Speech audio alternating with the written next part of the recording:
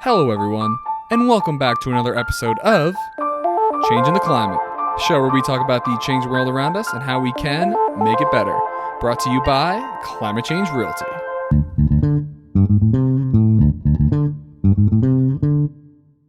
Well, I am very lucky to welcome my guest, Mr. Jeremy Epstein. Jeremy is the founder of Mesh Energy Consulting, a Colorado-based consultancy focused on developing financing solutions for clean energy projects and providing greenhouse gas accounting, management, and market access advisory services. He also owns Puffer Print, a carbon neutral book printing company for self-published authors. Jeremy, thank you so much for being on Changing the Climate. Thanks for having me, Ethan. It's honestly an absolute pleasure. And as I'm saying in the last few weeks, I love this show now. It's always a blast. And I love to get started by getting a little bit of background on who you are and what you do. Sure thing. Well, I'm a 30-something living in the same town as you, Ethan. I'm in Boulder, Colorado. I've got two kids here at home and a couple businesses that I run. So those businesses are, as you mentioned, Mesh Energy Consulting and Puffer Print. So I spent the last 10 years working in the intersection of finance and clean energy. So it was actually a number of roles within that. I worked in the local government. So I was actually with Boulder County for a number of years when they got their they had a $25 million grant back in 2010. And so I was one of the employees they hired to sort of ramp up and essentially spend that federal money and develop programs like Energy Smart that we still have today here. Part of that role, I actually also developed a partnership with a local credit union, Allocation's credit union, which is kind of like the big name credit union here in Boulder County. So we developed what's called the Allocation's Energy Loan. Lower interest financing for qualified clean energy upgrades. And so never actually thought I'd be a finance guy, but kind of enjoyed that work. Ended up leaving the county just because public sector was a little too slow for me. I like to see things move quickly when I can. That doesn't happen in the public sector. So took that clean energy finance knowledge, went and worked with a boutique consulting firm known as Harcourt Brown and Carey. And there we consulted to the Department of Energy, a bunch of state agencies, mostly energy offices throughout the country. And we also worked with the financial sector to help them launch similar clean energy financing products, essentially to help homes and businesses to upgrade their equipment, whether that be HVAC or even solar, and to do so by offering low interest financing that helped reduce the upfront cost barrier and also help them pay for it over time and hopefully through the energy cost savings that they were assuming. So we did that for a number of years. The consulting thing is heavy on certain activities that weren't just the best fit for me. I kind of wanted to get into more of an entrepreneurial role. So we actually took our knowledge from the consultancy and built a product out of it.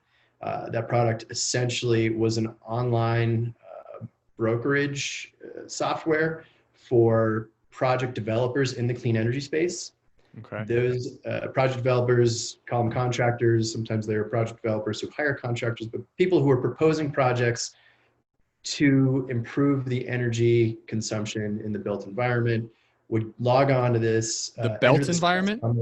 Say what? You say the built environment? The built environment. So buildings. Yeah. Mm-hmm. And they could essentially, this is a $150,000 lighting upgrade, and it's going to save X in as far as energy consumption. Here are the rebates. Here's the state. Here's a bunch of information we would ask, and then basically on the back end, this software would run an algorithm, look at a bunch of different interest rates from a bunch of different lenders, and put together a financing proposal for that project developer that they could then put together as part of their proposal package to help them sell their projects with financing. So that still exists and runs today. That's actually now considered the commercial division of the National Energy Improvement Fund, NEIF. I think it's .com, could be .org.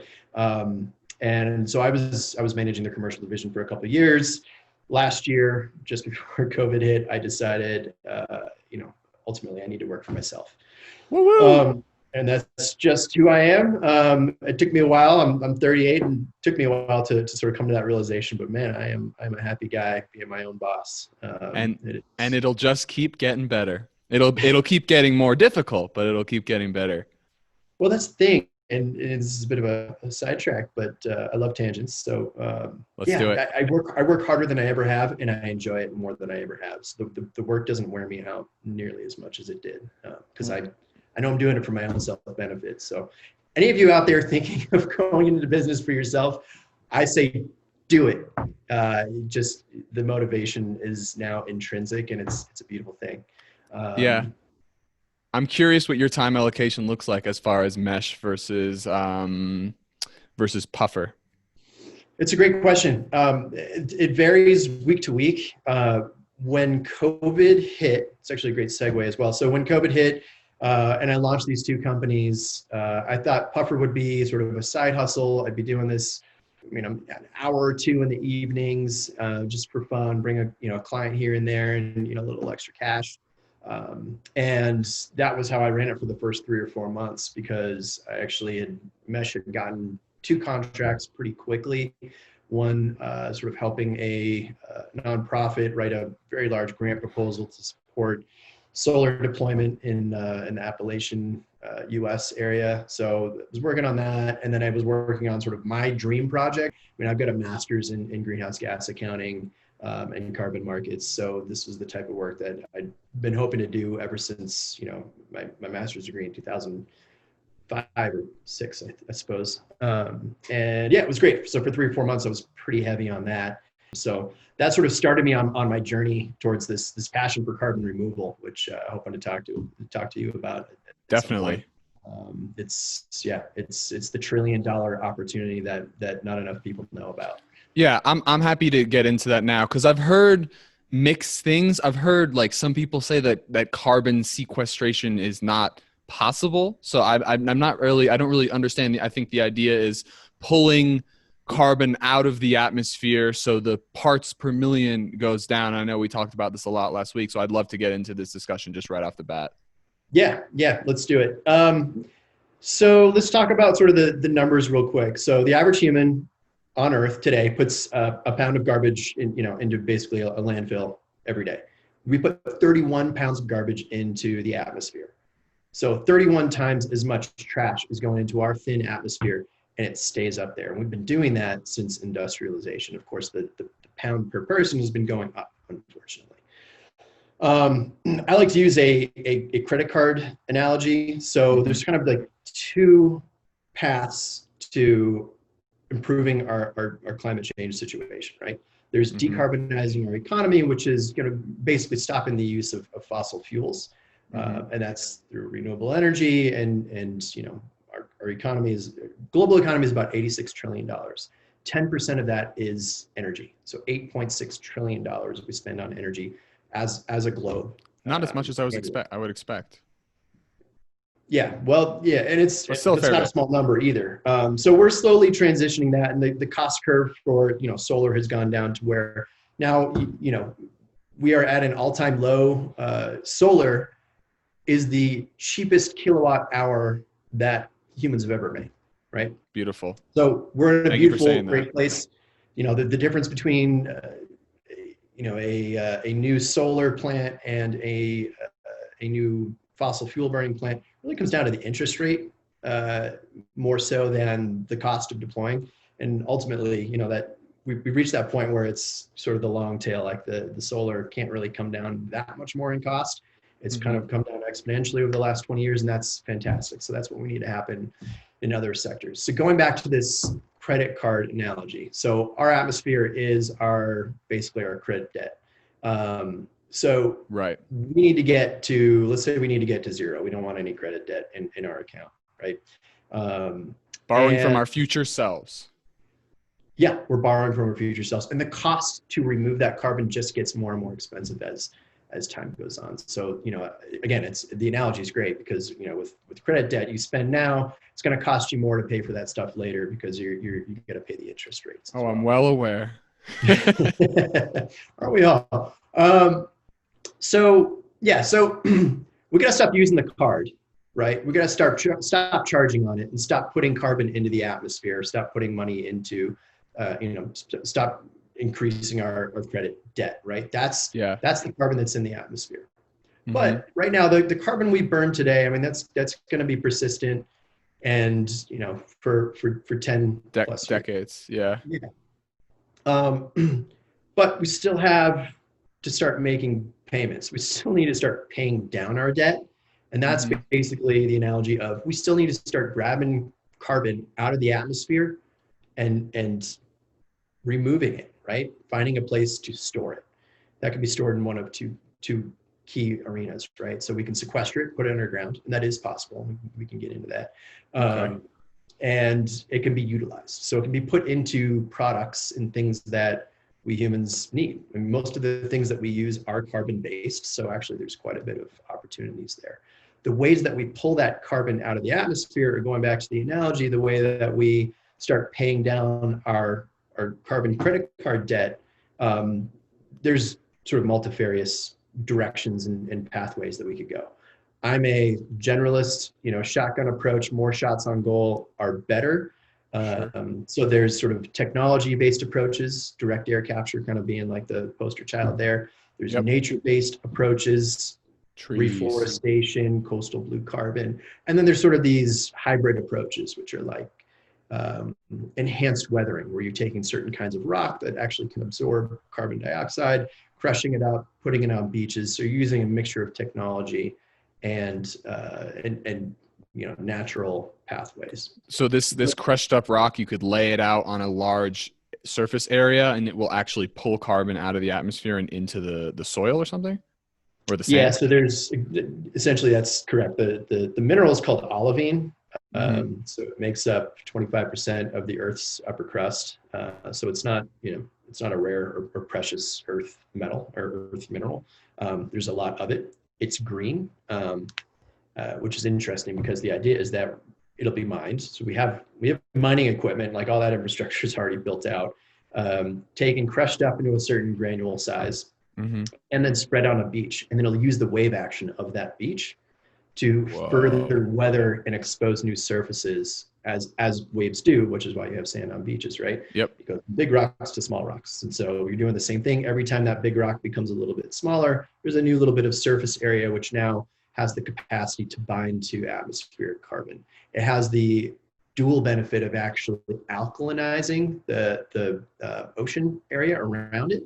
And so we have this problem where the oceans are becoming acidic because they're absorbing too much carbon dioxide. So it has this beautiful secondary benefit to it as well. Look up a company that's doing a lot of work in this area, sort of the company to look at, I would say, is Project Vesta, Vesta. And they are, I think they may be a .org. They're actually a nonprofit. So their business model, if you will, for a nonprofit is they want to, and they're actually undergoing a pilot right now somewhere in the Caribbean. I don't think they're actually able to disclose the location. But they want to run these pilots and basically collect enough data on, not only is this not going to negatively affect the surrounding ecosystem, because that's going to be a big concern if you're dumping a bunch of new rocks on a beach, but also like, how do we measure the carbon that, is removed from the atmosphere? And so they're running these pilots just trying to say, okay, here's the data, here's how this works. Ultimately, if that data becomes robust enough, you can create a market instrument out of this, right? So this can be something that can be bought and sold as, a carbon offset activity. Sounds great. Yeah. So that's one of many interesting things that people are looking into. Have you found one to be most promising? Depends on who you ask. If you're asking me, I'm asking you. Yeah, well, here's what people say, and then here's what I say. Okay. There are many people who believe that direct air capture, DAC, direct air capture, is sort of the most promising pathway because it's not really dependent on a certain number of conditions. So with the waves, right? You with the coastal enhanced weathering, the olivine on the beaches, you need a beach. And there's all these tests on, okay, how much is this going to sequester, and is the rock near the beach? There's another pathway called bioenergy with carbon capture and storage, or BECCS. The IPCC is pretty bullish on that. The IPCC, by the way, that is backs up what I'm telling you. So that was my first like entree to this. Was like, oh, I read the IPCC 2018 report, and it was like, we no longer can maintain a safe climate for humanity just by reducing our carbon emissions, right? I should have said this from the beginning, but we now need to figure out how to pull it out of the atmosphere. So don't take it from me, take it from the International Panel on Climate Change. Facts. Would you mind, just because I'm such a simpleton, what is bioenergy? Is that going to take a long time to explain, or? No, bioenergy is plants. Okay. It's plants or algae. I mean, anything anything alive that pulls carbon out of the air, which is. So how would that? Any sort of plant or algae matter. How does that create energy? And it pulls? Yeah, I don't know. All right, so we're going on a tangent, and I want to do it. Just, you can pull me back to wherever we were before. Bioenergy with carbon capture and storage, right? So basically the idea is plants, certain types of plants will sequester carbon, basically will grow faster. So planting a forest, right? Those trees are going to grow. Trees are made of carbon. They pull that carbon from the atmosphere, right? Mm-hmm. So there's the bio. To create the energy, you take that organic matter and you burn it. When you burn organic matter, you're going to get energy. You're going to get heat. The way you burn it, you could also get synthetic gases that are combustible fuels, and you can also capture potentially the carbon dioxide that is sort of the byproduct of that combustion. And so if you take that carbon dioxide, then what do you do with it? Which is kind of like the big question for all of this is, where are you going to put it? You can put it underground. And that is a viable pathway that is being done currently. California actually has a 45Q tax credit based around this. Without getting into the tax credits, so you can put it underground in stable places, and it can bind with the surrounding. It binds with the surrounding underground rock and remains there underground. We haven't been doing this for long enough to really know, does it stay down there forever? But for all intents and purposes, I would say most scientists are in agreement that it looks promising that it's not gonna come out. Okay. Scientists, I think, are by nature conservative with those types of assumptions. Fair enough. And so, what else can you do with this carbon once you sequester it, or once you have it sort of in a jar, so to speak? Yep. You can put it into materials, right? So, like plastics. Obviously, our world has a heavy reliance on plastics. Plastics are carbon based, right? They're fossil. Currently, the carbon comes from fossil fuels, but there are companies out there working on it. I think this is like, man, if you crack this nut, that's a huge market to start creating plastics out of sequestered carbon. Yeah, but isn't that leading to like another problem of like, now it's like all out there in like physical form rather than like gaseous? It already is. Yeah, but that's like more.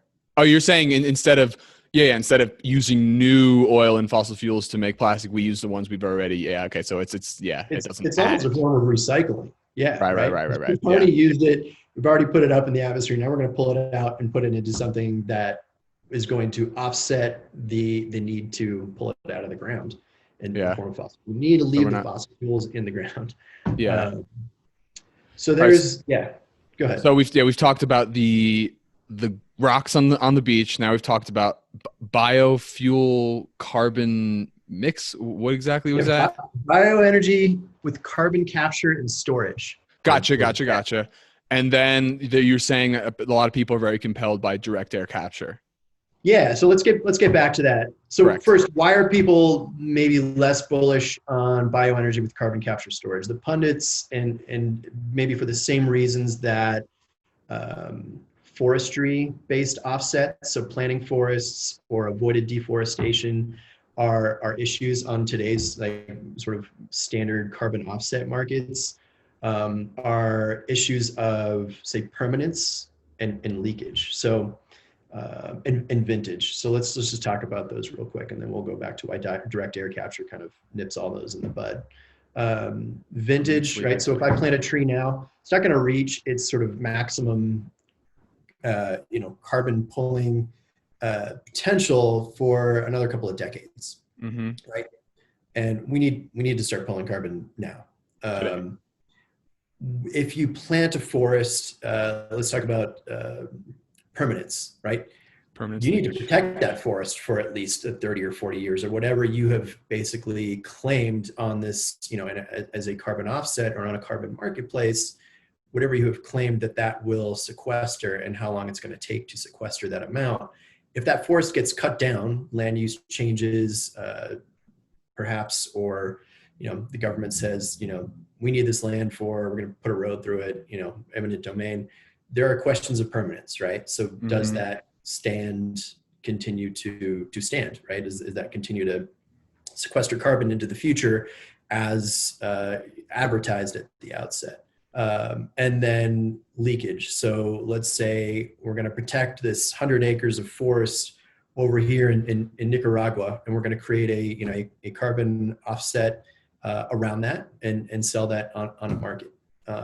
Let's say right over the border in the next state, people are saying, well, hey, that 100 acres of forest is no longer available, but this one is not protected. They didn't figure out how to protect this one. We're going to chop this one down instead. That's leakage. So basically, the problem over here becomes now the problem over there.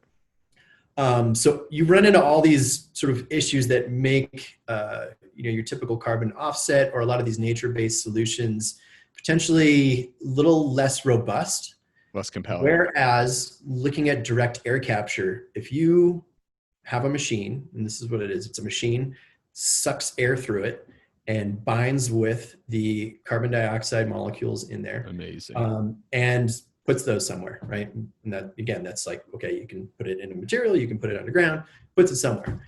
If your machine does this, it's pretty verifiable, like, okay, that's it. The carbon's out, it's gone, and it's not coming back into the atmosphere. And so direct air capture to me is quite promising. I think we risk sort of forgetting the buckshot or as many shots on goal as possible approach if we get too wrapped up in a single solution. I just don't think we're at a point where we can bet all of our money on one horse right now. We definitely can't. And I just did this event this week with this like climate simulator. It's like En-ROADS climate simulator, and it's like all these different like dials you can change, and it's like the only way to get us below even like 2 degrees C is to like change everything. So one solution's definitely not going to do it.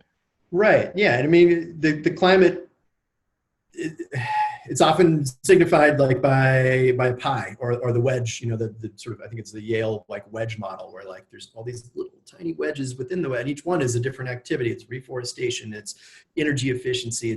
So I advocate any and all approaches. I think pundits of the whole carbon removal space say, hey, but that's just cheating because now we're going to stop looking at energy efficiency and stop looking at renewables and stop paying it. No, we don't have time to stop anything. It's not an either or. This isn't a binary choice. We need to keep focus on both. But right now, I think people are perhaps far too focused on the energy efficiency, on sort of decarbonizing the economy, and less focused on this just as necessary but less known world of removing carbon from the atmosphere. What do you think of the carbon engineering model where they pull it and then they sell it as fuel to be reburned? I mean, then you're net neutral. Yeah. So I just think we need to stop burning carbon-based fuels. Right. With battery technology and, the cheap solar kilowatt hour, I think that's wholly viable. Fair None of enough. the barriers to renewable energy implementation are technological, right? It's either financing or it's regulatory.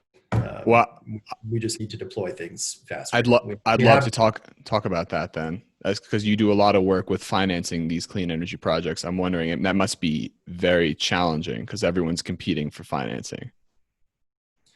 I mean, I guess because of that reason, maybe it's not so challenging.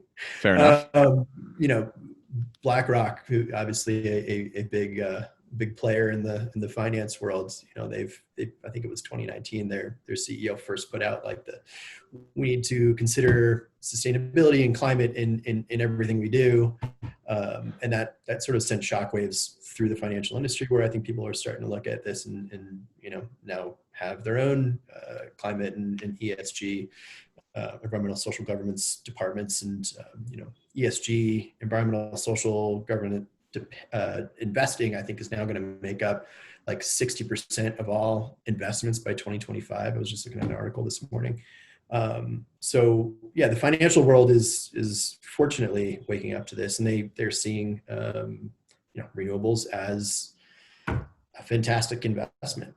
Renewables are now to the point where they're not, no venture capitalist is going to put their money at this point into solar projects, right? Or companies that are doing solar for the most part, unless they're doing something radically and incredibly new, because the costs We're have come there. down, the implementation and sort of adoption is sort of out there. So now the returns are sort of the domain of rich old people and investors, more institutional type investors who are okay with slow and steady returns.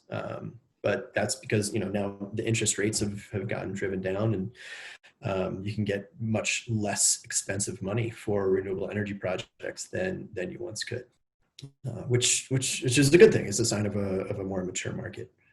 Is there a lot of government funding in this space as well? Um, there could be more. I mean, currently there's not nearly enough. I think Biden's $2 trillion climate plan will help. Should Cool, he man.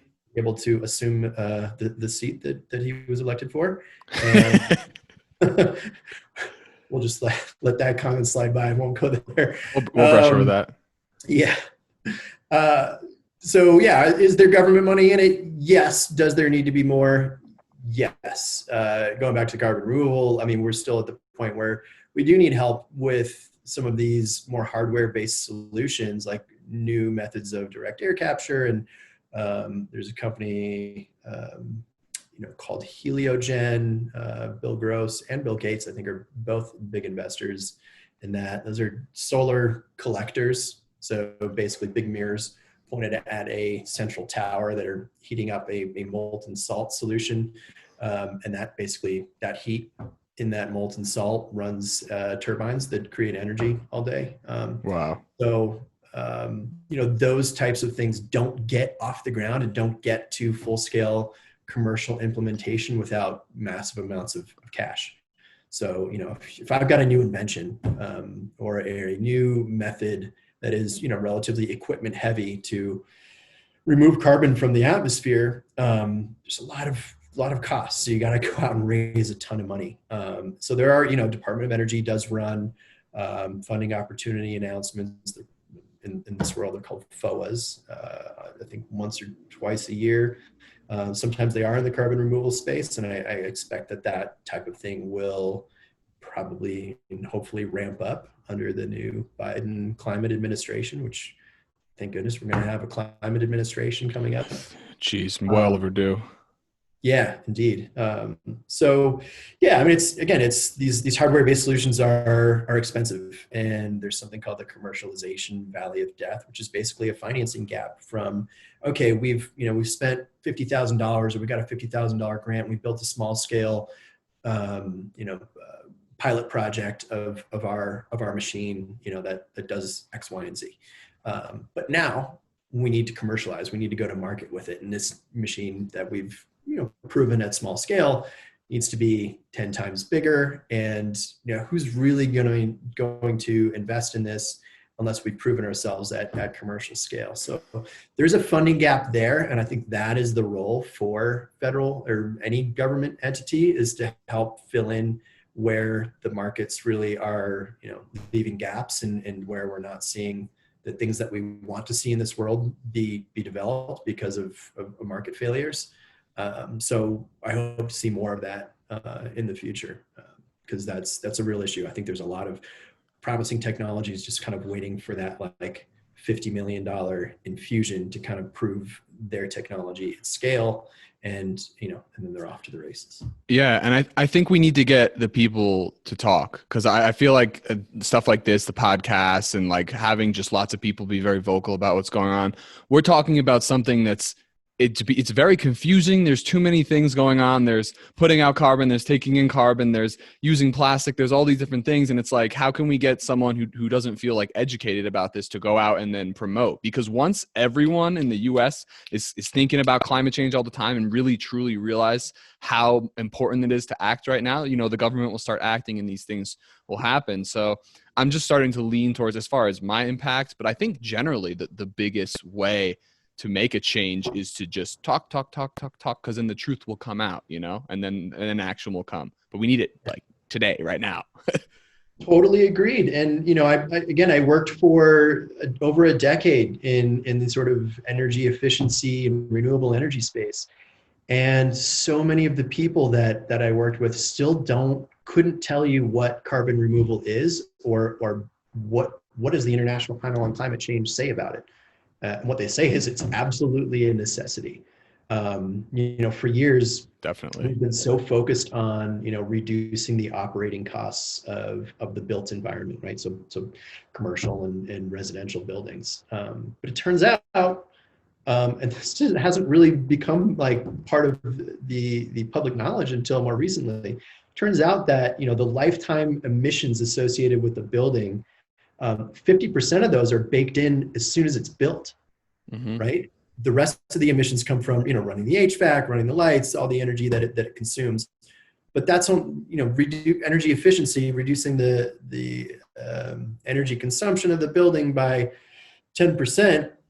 That actually only might reduce the total lifetime emissions of the building by 5%, because 50%, half of those buildings' emissions, are baked in from day one because of the embodied carbon of the materials used to build that building. So the concrete is a big one, the drywall. I mean, everything that goes into it, that all has embodied emissions that are used to create it.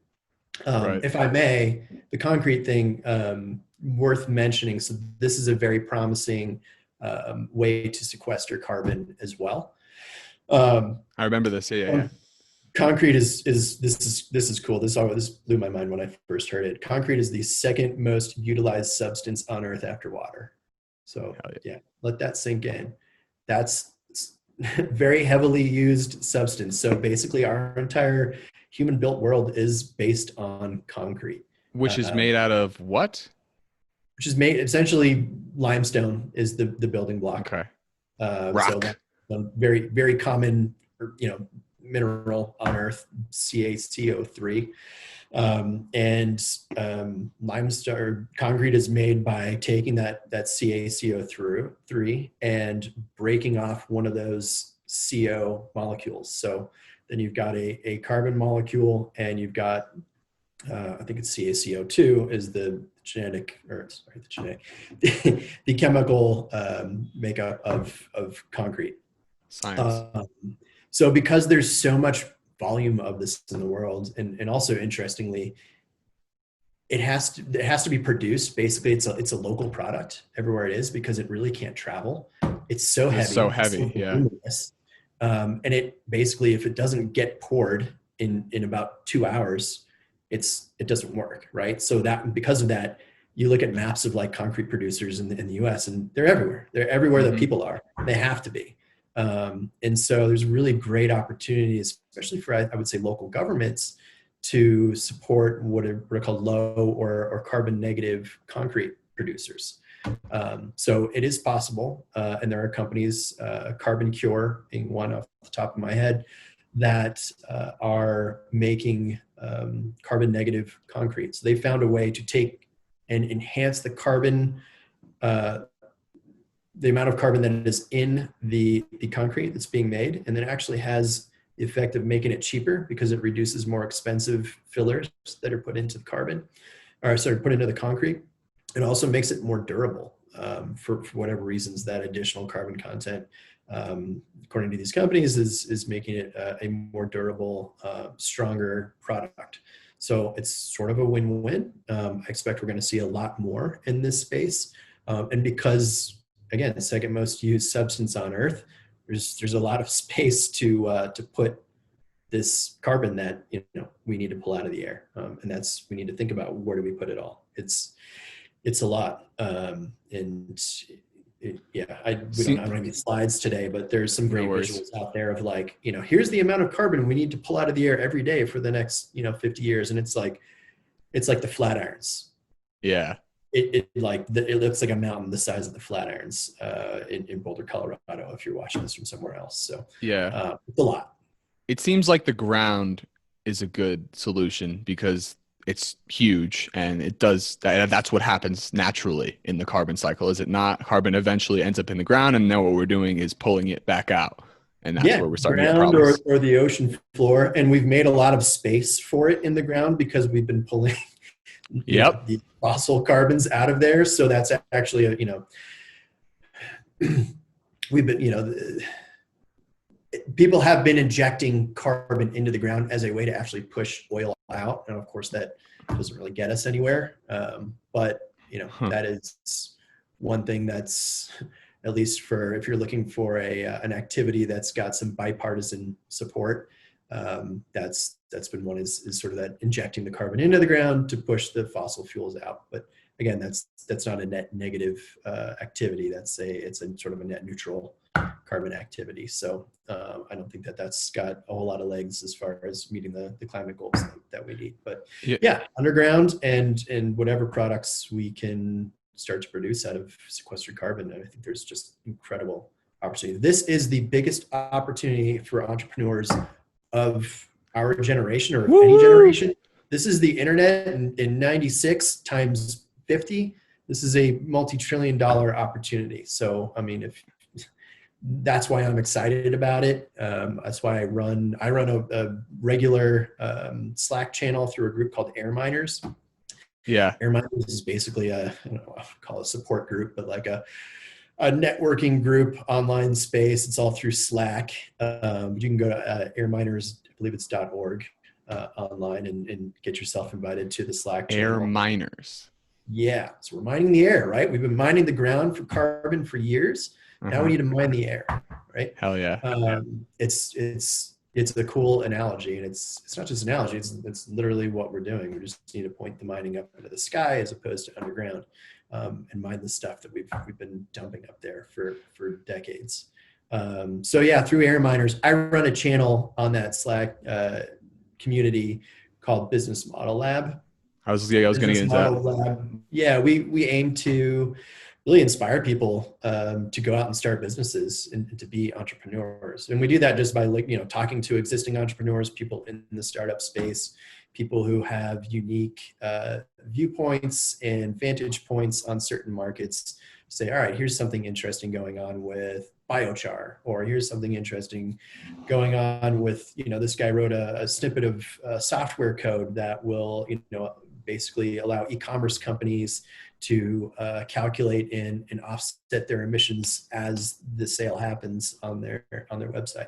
So all sorts of, there are limitless businesses and business opportunities associated with this. It's not like you have to go out and invent the next direct air capture iteration.